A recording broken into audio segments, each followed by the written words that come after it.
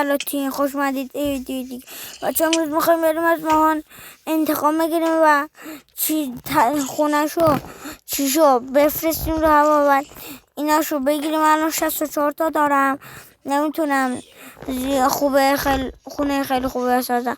خونه ماهانم کوبه چهتون نشون بده. اونها میخوایم بریم ازش دزدی کنیم.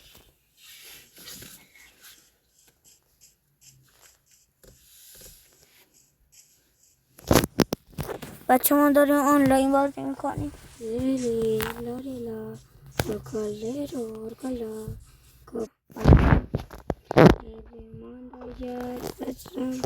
با تینتی برم بازی.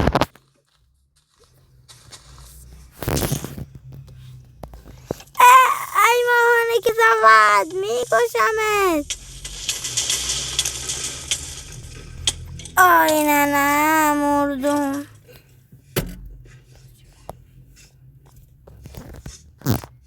یا حضرت عباس خیلی کم جون دارم. ماهانه بیشرف بگیرم بزنمش. ماهانه اگه پیدات کنم. آی نه جان. بچه ها ای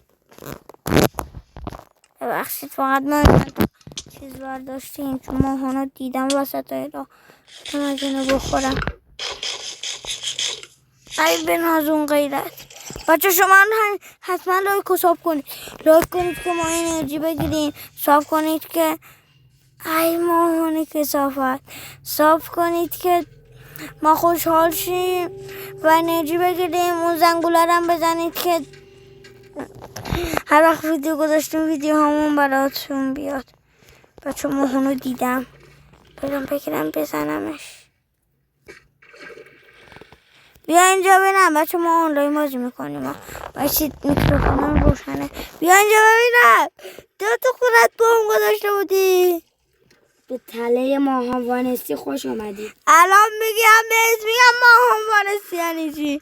بیا جلو ببینم ماهان وانستی. بیا جلو ببینم ماهان وانستی. بیا جلو ببینم.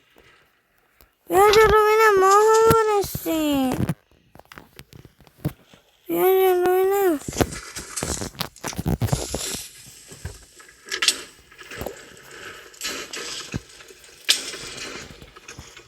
خودت خواستی بزنی بمبال من خودت گرفتی.